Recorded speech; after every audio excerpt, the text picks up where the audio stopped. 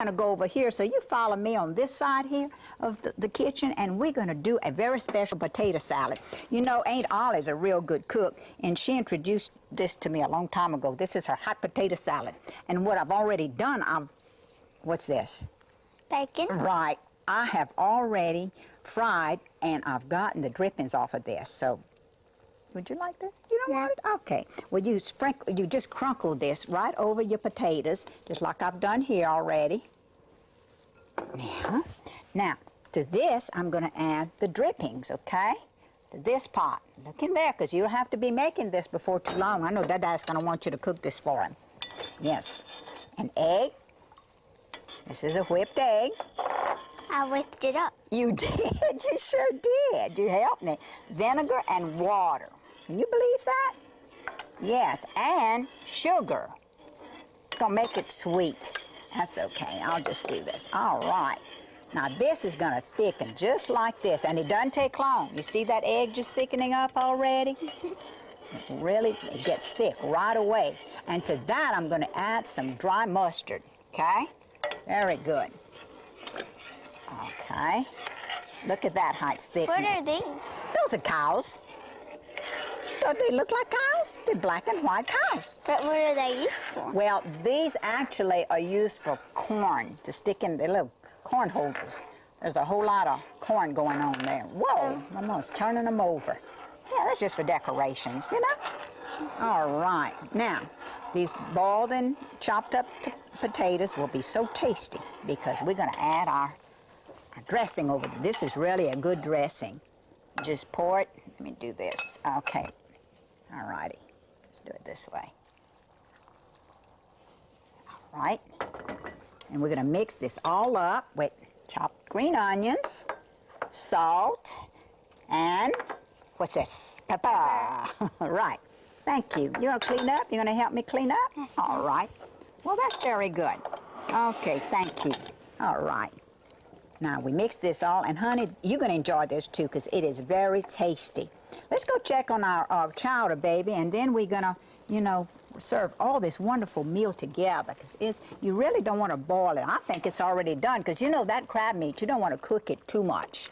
It's just, oh, look how beautiful and creamy and very delicious. Smells good. Smells good. I bet that's just how they make it at the restaurant in Abbeville. And you know, Lucy, when I was growing up, I had my own little milking bucket. Can you catch it over there? I want to show it to you really good because when my mama, let me turn this over here so you don't get the heat from this. Now, my mama had an appendectomy when I was 5 years old. What's an appendectomy? They took her appendix out. She had surgery. And I was with Papa milking. And so this is the milk bucket he bought for me. Of course, Papa would milk cows every day because that's the only way we had, you know. Give me the strainer that he would use. How old were you when I was 5 years old, so and this is the actual strainer that he used. See that? That's how he would strain the milk. So, you know, we had the boss, it was my cow's name, but that's, you know, that's okay. So I've learned a lot about milk that way, and let's see how milk gets to your house nowadays rather than when Mama had to go out milk the cows with Papa. Okay? Okay. That ought to be fun. Where does milk come from? You see, this mama really likes the camera. She's at Guernsey, one of 180 cows at this dairy. Guernseys are popular dairy cows because they're known to produce the richest milk. This is a state-of-the-art dairy with the most modern equipment, even fans for the Guernseys to be cool and content. She and I became real good friends. Some of these cows are 12 years old. I wonder how much that is in people years. Hey. Well, now it's milking time. We'll drive them into position, but first, we have to stop at the cow wash to clean up. We have to make sure they are squeaky clean, then dried. The cows know the routine. They get milked twice a day, and they're ready for the next step. All right, it's time to get to milking. Come on, girls. Gloves are worn for sanitary purposes. Normally, it takes 2 workers to milk 100 cows at a time, but with my helping hand, it'll be much quicker. The cows know just how to get into position for the milking machine.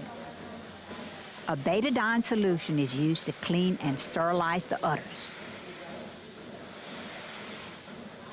The couplets are put up to the bag where suction pulls them secure and milk instantly begins to flow. With modern milking machines, 180 cows can be milked in a hurry, much easier than the way we used to do it on the farm.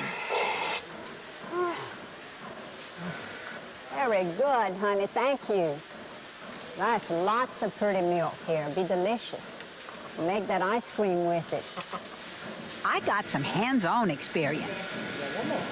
The milk flows from the bags to a holding tank, then loaded into tankers to be delivered to the dairy processing plant, where the milk is tested for bacteria and water content. Here, 32,000 gallons per day are processed. Before any milk is unloaded, it must first pass a series of tests to ensure good quality milk. The milk is dropped into big pasteurizers, heating it to 171 degrees for 15 seconds. This kills any bacteria. Then it is cooled to 34 to 35 degrees before flowing into containers. In one area, top cream is removed, leaving skim milk. In another area, the cream is blended with the milk to produce homogenized milk.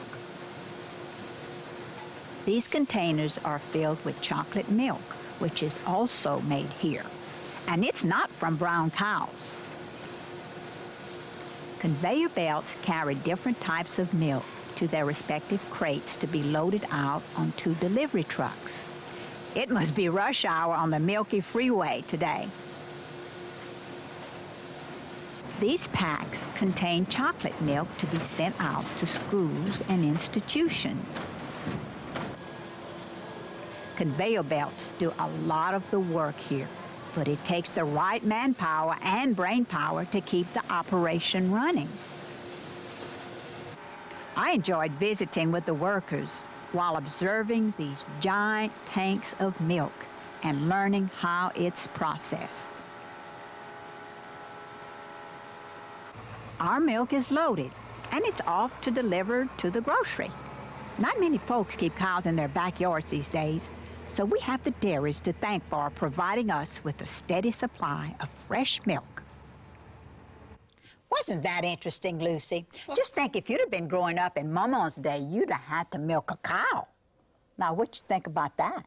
That would be fun. Yeah, you'd have had a little bucket like Mama did, huh? I bet Papa would have bought you one, just like my daddy bought for me. Because this might be too rusty. Well, it's a little rusty, so we'll just, but you know, we'll go ahead. We'd get you one.